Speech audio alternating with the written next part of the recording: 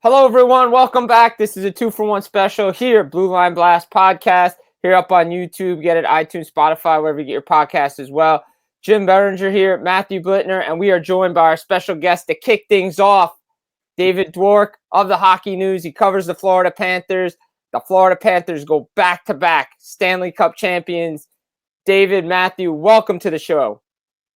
Great. Thanks for having me, boys. Yeah, great to have Dave here. And, Dave, to get started here a little bit, I mean, back-to-back cups. I mean, Florida in general is rocking right now. 4 of the last 6 Stanley Cup champions, 6 straight Eastern Conference Finals title, 6 straight Eastern Conference finalists. What do you attribute to the Panthers, being able to do this again when a lot of people were picking Edmonton against them? This year, I think it just came down to the Panthers have gotten really, really good at playing a style of hockey that no one else seems to be able to keep up with, particularly over the course of a 7-game series. I mean, as we've seen since Paul Maurice has arrived now, they've won, 11 of 12 playoff series, or what is it? Yeah, 11 of 12, right? 4, 8, 9, 10, 11. Yeah, so it's pretty remarkable what they've been able to do. And I mean, that Edmonton series, when it started, I feel like a lot of us were thinking, oh, this is amazing. We're getting all this overtime hockey. This is really tight. This is really fun. And as the series went on, I think we started to realize that the Panthers on the whole were just playing this incredibly overwhelming brand of hockey. And the Edmonton Oilers were finding these pockets of success. But big picture, it was really not as close of a series as it seemed early on. And that's just a testament to the Panthers, A, playing an incredibly difficult style to compete with, and B, being really healthy throughout their playoff run. Maybe this is all the law of averages after what happened to them the first year they went to the final and half the team was out by the time they saw Vegas. And now the last 2 years, they've really gotten, for the most part, pretty fortunate with the injury bug. But you can't do it without kind of having all these little things happen in your favor. And for Florida, the cards were all in their favor. The stars all aligned for them again, and for the second straight June. Yeah, and being there and seeing it in person and watching it and seeing how they played this style of defense, like you said, Paul Maurice instilled this system. They get rid of Andrew Brunette, they bring him in. Now they've been to 3 straight Stanley Cup final appearances, and the first year it took them some time to figure it out, but once they did, they're a very, very difficult team to beat. And speaking to some players after the game, and maybe your assessment of this, it felt like they wanted the hardest road possible to prove that they are champions, and that it didn't matter where they would finish, they could get the job done. Yeah, I don't think there's no concern in that locker room about things that happen outside of that locker room. They're very confident that as long as they take care of what they need to take care of in-house, that they will find success when they hit the ice. And everything that has happened to them since Paul Maurice began preaching that to them, beginning of 3 seasons ago, has led them all to be like, yeah, we can buy into this 100%. We are all in. And as you can see, the results have been pretty remarkable. It's not easy. We talked about this when we saw each other in Sunrise a couple of weeks ago, just how that tight gap system that Florida plays is just nobody can really keep up with them. And the fact that they're able to do it against a team like Edmonton, who prides themselves, it's just what they do. They've got so many fast players. They're able to chop up neutral zones pretty well, regardless of who they play against. So to see Florida really be able to go toe-to-toe with them and slow them down, again, just a testament to the systems that they've installed and the buy-in. Now, you've spoken, you mentioned just a moment ago about how, they feel like they can't, they don't worry about things that they can't control outside of the room and all that. And we've seen a lot of interviews, a lot of quotes and speeches since they won the cup about how they were just so close of a team and everything. But, we feel like we see that from all the teams who always win. They always say, oh, we're such a close team. But yet this Panthers team still feels different from that. They feel like they're not just saying it, they're there. I mean, other teams, yeah, they say it. Okay, yeah, we're a close team. It seems like the Panthers really don't add their way to make people know that they're not just a close team, but they're the closest team. I think they're just really proud of what they've been able to, and it's not even like what it's just kind of how it came together. They started with this amazing core, with Barkov, Ekblad, Bobrovsky. At the time when Paul Maurice arrived, there was like Patrick Hornquist and Radko Gudas and like these amazing culture guys that helped build this from inside out, this hardworking mentality where as long as everybody shows up to work and does exactly what they're supposed to do, nobody has a problem with anybody. And then you've got these ridiculous personalities like Matthew Tkachuk is obviously a guy that you think of. Guys that have been here in the past, like Brendan Montour, Nick Cousins, Ryan Lomberg, just so many guys that have helped build this team into this just comfortable, non-clicky thing. Like what a lot of the guys have talked about is how whenever they go on road trips, there's always these like 40 plus person dinner reservations, because it's not just, a handful of players going. It's not just the players going. Trainers are going in on this, like medical staff, like everybody that's part of the team is part of the team. It's not just the guys that you see on the ice. And I think that they really, whether it's a pride thing or whether it's just a amazement thing, I think they all have gained this incredible appreciation for being a part of it. Because, they've been playing team sports their whole life. So they know what a good team situation is. And it's so unique what has cultivated here in South Florida that I just think that when they look around and they see what they've been able to accomplish while having this incredible camaraderie, it's just so unique that you almost feel like you're doing a disservice by not bringing attention to it. And going back to the series, right? And I go back to media day one, when Paul Maurice talked about the team being better this year. He's like, yeah, we're always a good defensive team, but offensively, this team was better than last year. And you talked about, and he mentioned the Oilers being better defensively. But what really stood out to me, and maybe you can explain this a little bit more, what really stood out to me was their power play, scoring 8 power play goals in the series, the one shorthanded by Brad Marchand. What is that attributed to? Is just having the right guys, or the coaches on the bench instilling a new system? Because last year in the final and in the playoffs, it wasn't clicking at this high a percentage. No, I think it's just a continuation of having another year on top with basically the same guys on that top power play: Sasha Barkov, Sam Reinhart, Matthew Tkachuk, Carter Verhaeghe, whether you had Aaron, this year towards the end, they actually moved to 2 defensemen because they had Ekblad, who's basically like a de facto forward on the power play. But also last year, Matthew, if you remember Jim, sorry. If you remember last year during the playoffs, Edmonton's penalty kill was like unbelievably good, like historically good. So when Florida's struggling and then they ran into that PK during the final, it was like, a recipe of horrors. And it was a big thing that helped Edmonton climb back. So to see Florida's, not just their power play, their penalty kill was actually pretty solid against Edmonton in the final too, when you consider how good and how much talent they have on there. But Florida's power play having the success that it had, I think, played a big role in the series, just because they were able to, whether it was in some of the first periods, they were able to get up early and get up in on Edmonton. So I think Florida scored like 2 goals in every first period of the series, or 6 out of the 7 games, or some crazy thing like that. And I think a good chunk of that was on the power play. So yeah, it played a huge part, and probably a big reason why that Florida had a much easier time against Edmonton compared to what happened last year.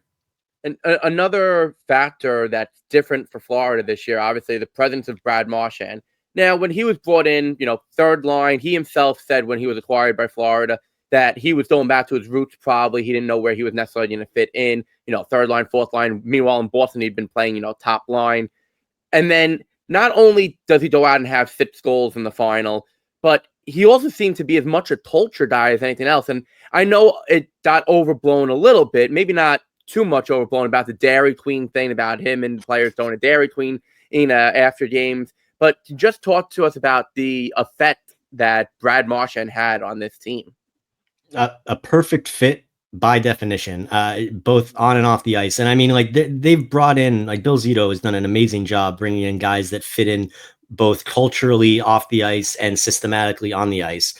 And with Brad Marchand, like it's like Matthew Tkachuk. Like when you have a deal like that kind of falls into your lap, you just say, okay, what buttons do I need to push to make sure this happens?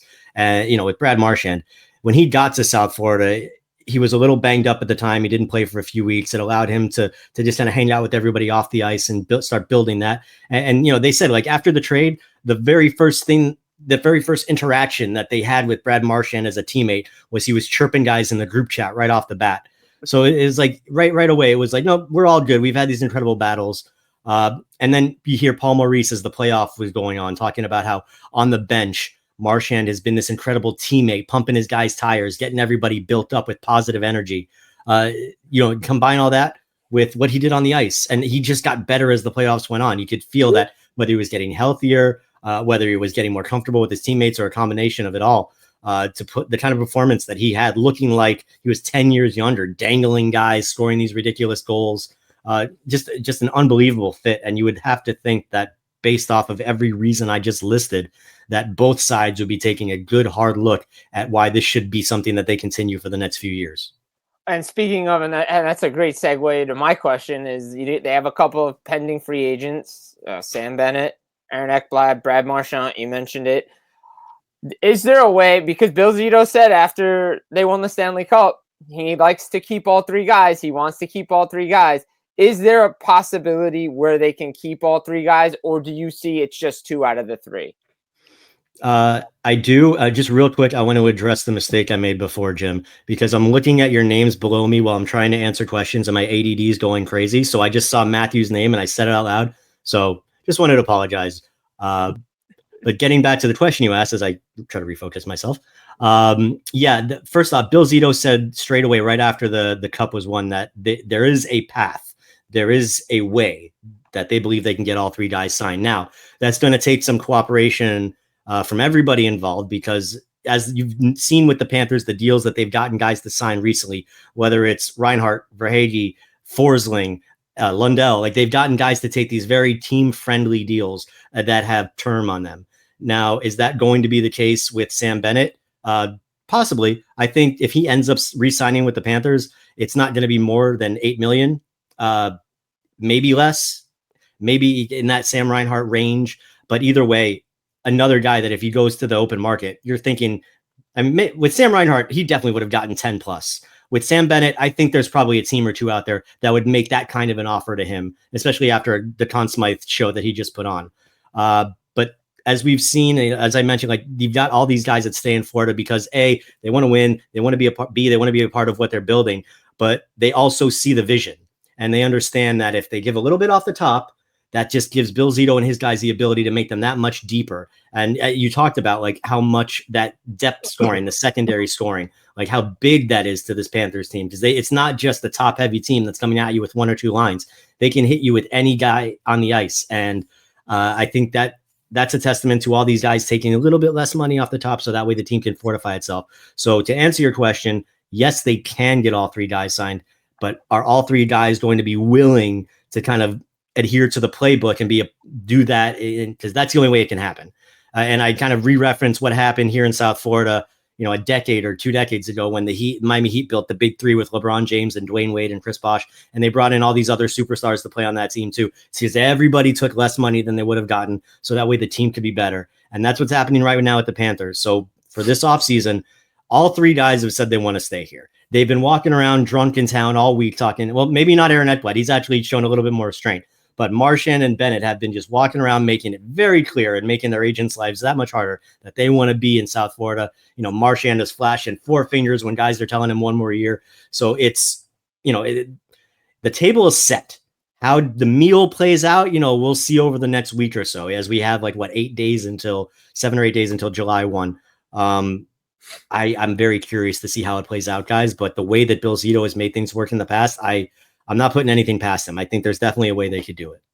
Well, Dave, we don't want to take up too much more of your time here, but you hit it right on the head there that, the players are walking around drunk out there talking about, how they want to stay and everything. And this Florida team, specifically the celebration, I know the parade was the other day, it seems different than every other parade and every other celebration that we've had in recent memory, where they're not afraid to chirp the rest of the league. They're not afraid to trash talk the rest of the league. They're being as honest and open, as unguarded as we've seen NHL players in at least our lifetimes. NHL players, for a reason, don't get marketed as well as NFL players and NBA players because they don't show that personality. It's always team over me. And not to say that they're putting me over team right now, but they're showing personality that is completely out of the blue for NHL teams. So just what's your take on that with how they're going about, sort of like putting this out in everyone's faces? I think you kind of said it in the way that you built the question. I think that it's not 1 or 2 guys. It's everybody that's doing it. It's the quiet Sasha Barkov. It's Nico Mikkola, who you didn't realize he spoke that much English until you saw how he was just having so much fun out there. It's not just the Matthew Tkachuks and the Sam Bennett's. Like, they wouldn't be doing it if it wasn't a communal thing.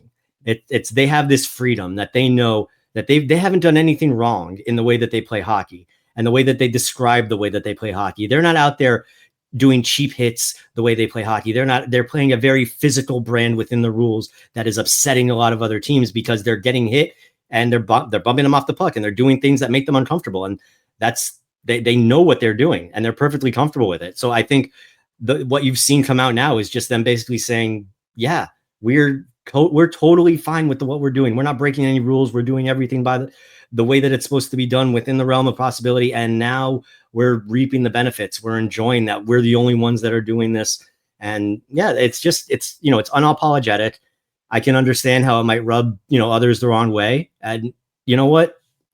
I might feel that way too if I wasn't in the position that I'm in. But as a South Florida sports fan that grew up down here and that has been waiting my whole life to see this team do anything worth a damn, I'm perfectly fine with the way that the Panthers are handling themselves right now. I don't think that they're going out of their way to do anything that's malicious or mean. I think that they're just really enjoying all the work that they put in, having it all pay off. And I think it's pretty cool. I think if you can kind of take a step back from the fan element and just see the team and like the camaraderie, the way that these guys have built something that's so cool and so unique, it's hard not to smile and just be like, yeah, that, whatever sport it is, that's really cool. No, that's awesome. And the celebration's been special since they've won the cup. Everybody's seen the social media images around the league. And David, we appreciate you taking some time out of your busy schedule here to join the Blue Blind Blast podcast with myself and Matthew Blittner here as we record a 2-for-1 special. Again, thank you so much for talking Florida Panthers hockey, and we hope to have you back on soon. Guys, anytime. It's always a pleasure. I love when we run into each other covering events. Just anytime, please. Let's do it again. Absolutely. All right, ladies and gentlemen. So that was our friend from the hockey news down in South Florida, Dave Dwork, covering the now 2-time back-to-back Stanley Cup champion Florida Panthers. And then you, of course, heard from our sponsor, the non-existent sponsor, which, things will be happening in that regard. But Jim, we started talking with Dave a little bit at the end about like how Sam Bennett, Brad Marchand, Ekblad, they need new contracts. And they're not the only players and big name players in the league who need new contracts, obviously. We're in for a very interesting offseason, very interesting July 1st. We've already had 5 notable trades go down in the last week, Jim. It's starting with Chris Kreider, or the longest tenured New York Ranger. He's in Anaheim now. Anaheim trades Trevor Zegras in a separate deal to Philadelphia, which we obviously talked about in the first half of our 2-for-1 special today with Russ Cohen.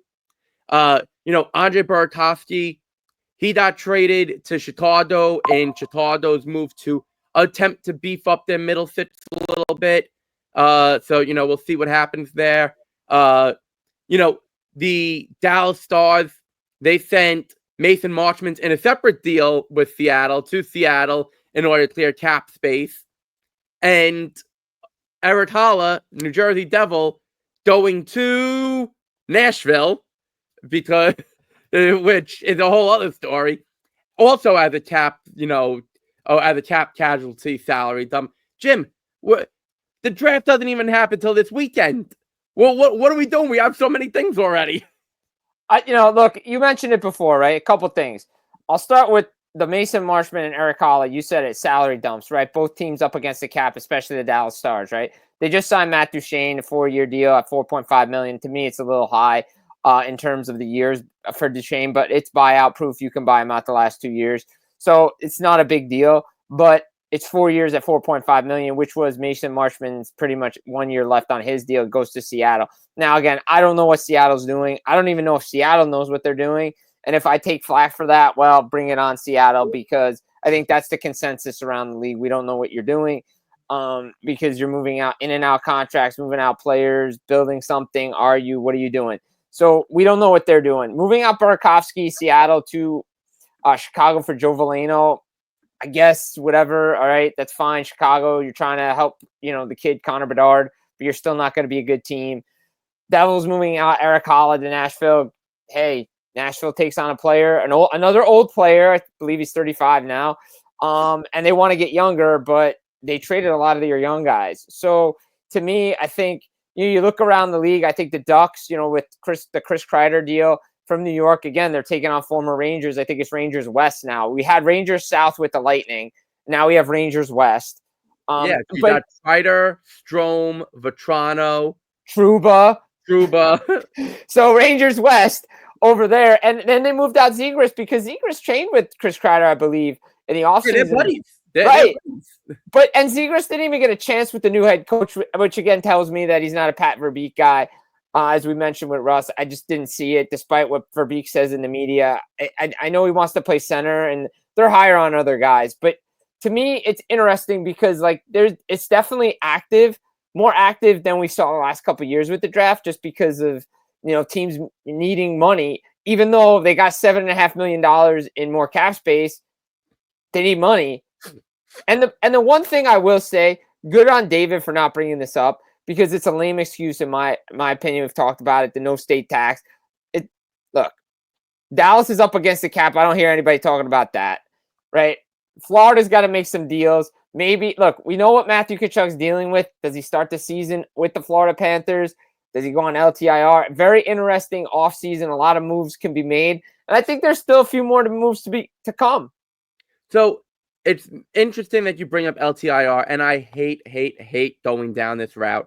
But I'm going to do it right now because it's going to make for a good podcast, even though it pains me to do this.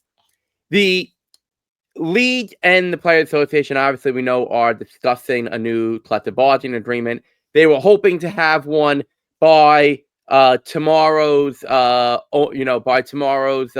owners meeting. They do not have one because they're running into some stumbling blocks.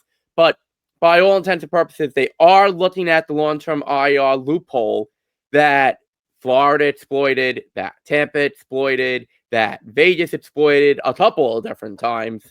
Actually, that Tampa exploited a couple different times too, because, back 2015, Tampa did it back then too. So Chicago did it in 2015 too. I'm not sure what Matthew Tkachuk's thing's going to be. It doesn't sound like, even if he gets surgery, it doesn't sound like it's going to be something that costs him all season or even anywhere close to that. But it's going to be very interesting if, let's say, he takes a while to make the decision and then he doesn't have surgery till, Jim, what is it? It's the end of June. If he doesn't have surgery till August 1st, so sports hernia surgery, let's say that takes him 6 weeks. And then the abductor takes him about 4 months. So I don't know. They might try to play it a little fast and loose, and we'll see if the long-term IR comes out at that matter. Because evidently the league is investigating certain things that Edmonton did. So, is the league then going to go after their poster child, their problem child to take from Logan and Jake Paul? Are they going to go after the problem child, the two-time Stanley Cup champion Panthers, if Tkachuk should linger a little bit? Look, I understand what the league's doing with Evander Kane. I get it. He was hurt last year in the playoffs. Edmonton did that to themselves because they should have put him on LTIR before the season even started and waited. And I think that was the problem. They waited too long. That's just my opinion. I haven't really talked to anybody about it. But I think they waited too long and it cost them a playoff game, though it didn't cost Matthew Tkachuk a playoff game because he got hurt at Four Nations and missed the rest of the year and played in the first playoff game for Tampa and played 12 minutes. So, again, beggars can't be choosers. I think they're definitely going to look at it, but both sides agreed to it. Again, I don't think he's going to miss the whole season, but it would give Florida more time and more leeway to figure out the rest of the roster and who they really need to trade to free up the cap space to get everybody that they want signed. That's just me speculating and throwing out, some innuendos in my opinion on the situation because I think teams have done it before. We saw Tampa with Vasilevsky and his back. I think it'll take some time. But you look at it, Dallas is in a similar situation, right? Jason Robertson's name's been out there. We've talked about this ad nauseum. He's not going anywhere. Like, if they're going to trade, although there does seem to be an awful lot of smoke to that fire. There was a lot of smoke to that fire with Brady Tkachuk, and he's still in Ottawa. So until that trade happens, he's a Dallas star. And I mean, if he's being linked to Mitch Marner now, then he has to go because it's the only way it's going to happen to get him signed there. But again, you're going to trade out a young player like that. You better be getting something in return that's just as good, if not better, especially when your team's getting older and they still got to keep Jamie Benn, who's supposed to be a star for life too. So these GMs have some work to do, and that's why, like, to discredit what they do because of no state tax or all this other stuff, it's a discredit to what Bill Zito, as David Dwork said, about what Florida Panthers have built there, because it's everybody on that team, on that staff, that have done things the right way. So again, they have some decisions to make on contracts they want to hand out, because they will lose some players, but they'll probably be back again next year. Jim, I want you to put on your GM hat for a minute, because I'm going to throw out a hypothetical right here, and you have to pretend to be the Florida Panthers GM on this. Okay, all right, I'm ready. All right, so the Panthers lose Brad Marchand because he's gonna get, he's gonna get $8 million plus probably. So, and as much as I know that they want to keep him, and he's a core guy, and he's going out there saying, oh, putting up the four fingers and wanting to be there. Let's be honest, he might not, he could not. We'll see what happens. Let's say in this hypothetical, he leaves. Okay. Florida has a little bit of cap space. The cap is going up by $7-8 million. Jim, how crazy. Mitch Marner says, you know what? I can't beat him. I want to join them. And because of the no state tax, I'm not going to ask for $14 million. I'm going to ask for 11. Are you, as the stand-in for Bill Zito, what are you doing? Not signing him. I'm not signing him. I'm just not doing it. I'm not signing Mitch Marner to the Florida Panthers. You know why? Because he doesn't fit what I'm building. I have guys that can do that. I have guys that can show up in clutch time. I know you can put up 100 points. I got rid of a 100-point player that put up a record season to change the culture. They changed the culture and got rid of a player like that. I don't think they're bringing in a player like that. I think they spend the money to try to keep Marchand, Bennett, and probably have to let Ekblad go and try to find a defenseman to replace Ekblad like they did with Montour. That's what I would do as the general manager. Look, I can't argue with you. I myself wouldn't sign Marner, but word out of the Toronto media is a little bit that, he has his eye on South Florida a bit, because, and obviously, winning is going to attract anyone. Like, let's be honest. Winning, anytime a team wins a lot, it's going to draw attention from people. So that's, that's a caveat, one of the biggest caveats possible. But it's just interesting that people are like, oh, well, he's his eye there. Now, I don't believe he's going to go there because I don't think he's going to take the discount. And I really don't think Florida wants him. No. But how interesting. And would that would send, honestly, you might hear and see Toronto burning down and melting. Oh, yeah, 100%. I think if that happened, that would definitely, Toronto would burn to the city. Look, he could fit Anaheim. He could fit. Look, I'm not going to say it's going to happen, but I'll say this.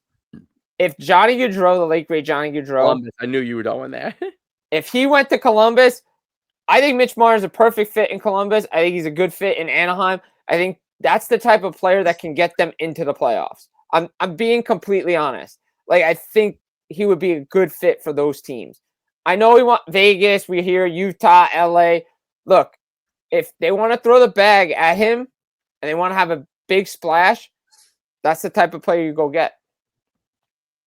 Absolutely. Now, Jim, there is a big name out there that I still don't believe he's going anywhere. You don't believe he's going anywhere. We've said it before on this podcast. But, Jim, there seems to be an awful lot of smoke coming out. Connor McDavid is up for a contract extension. He's eligible July 1st. No one expects him to sign on July 1st. But now it's no longer bloggers and fans saying, oh, he's going to leave. You've got guys like Elliot Friedman saying McDavid might very well try to go elsewhere. Jim, if McDavid says to the Oilers, listen, I'm happy to play out the 2025-2026 season for you, and then I'm gone, Jim, there's a lot of teams who are going to be interested in him.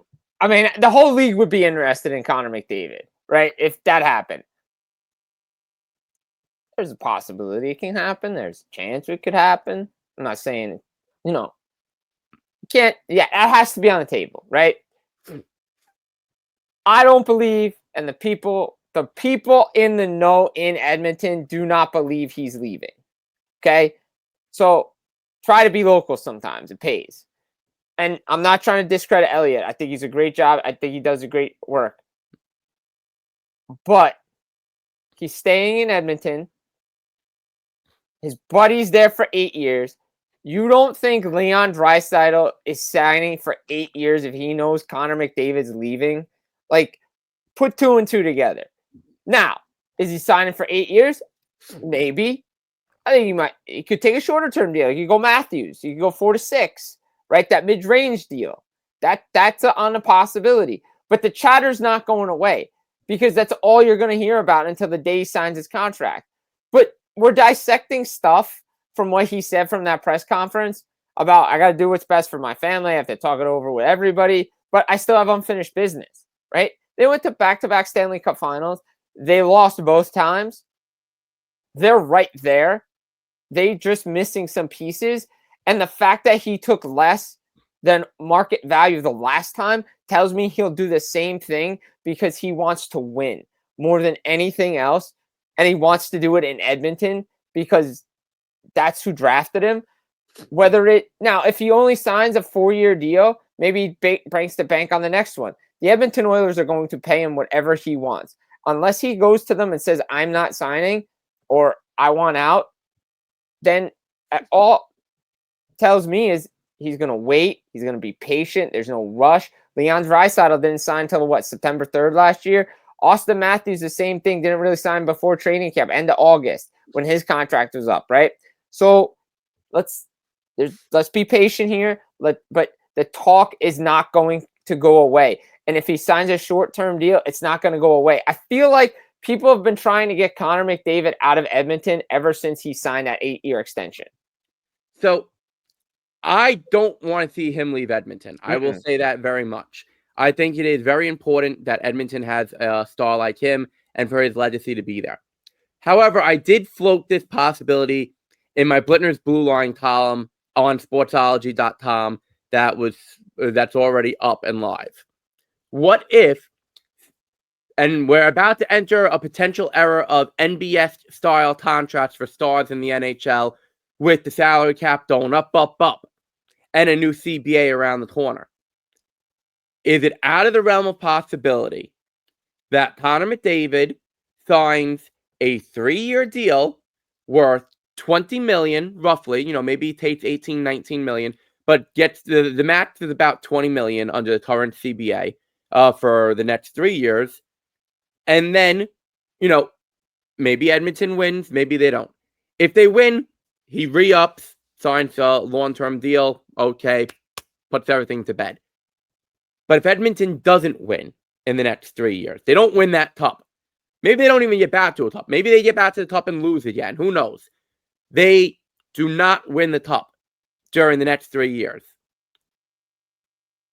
He's only going to be 31 when he hits free agency then, if he signs a 3-year extension. Mean to tell me he doesn't then go break the bank then afterwards in a much higher salary cap when he's probably going to get $25 million a year per? It may be more.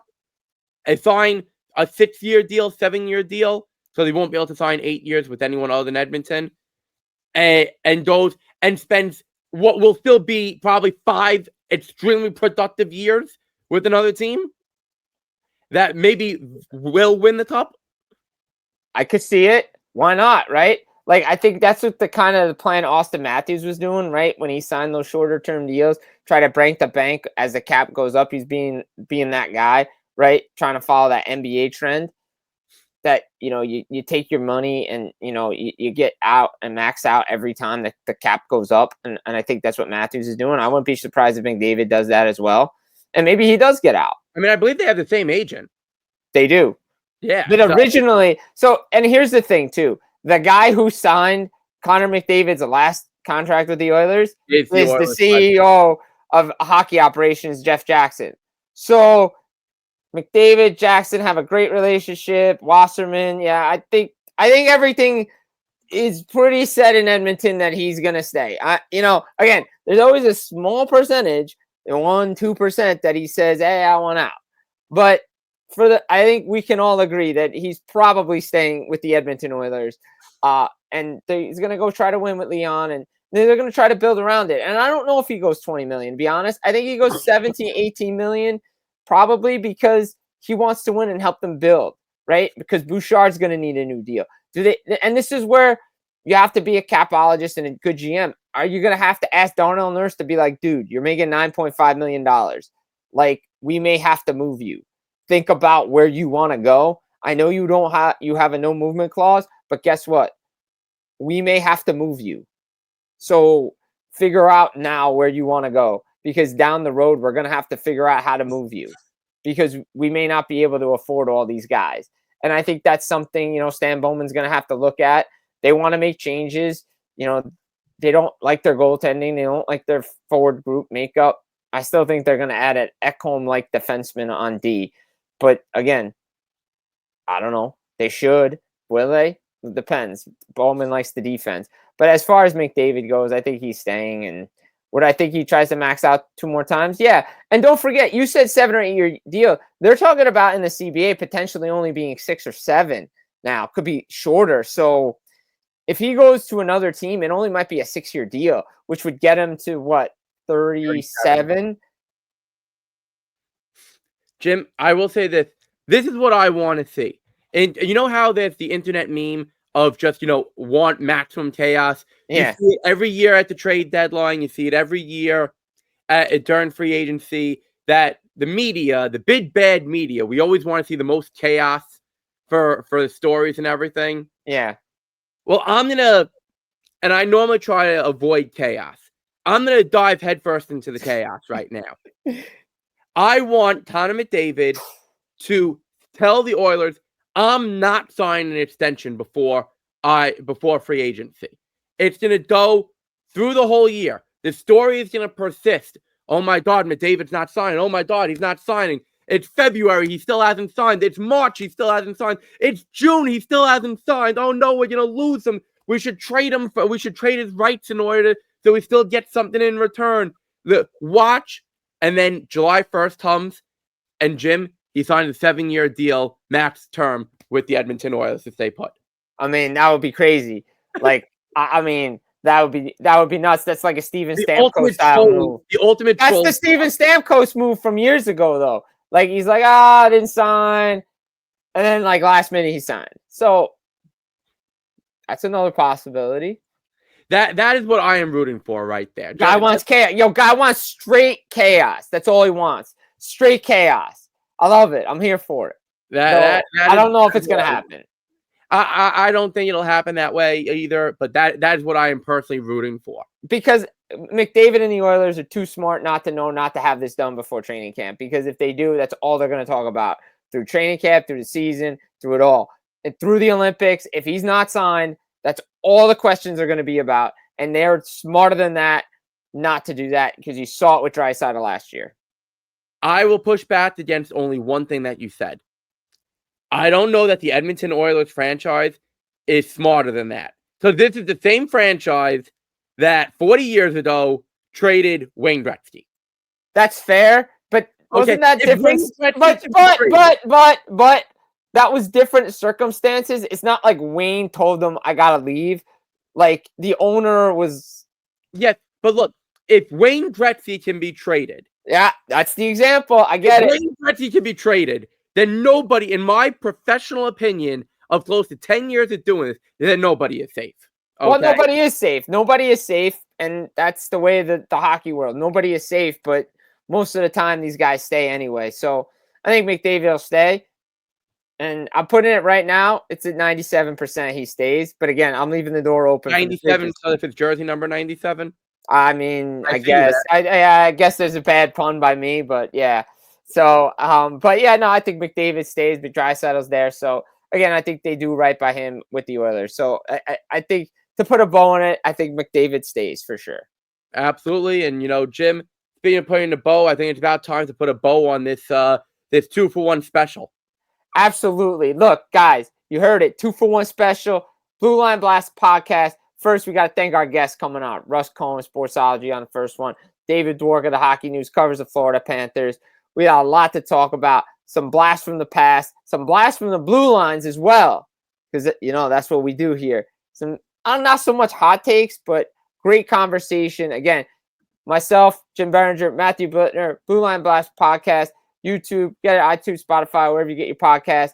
Take care, and we'll be back again next week.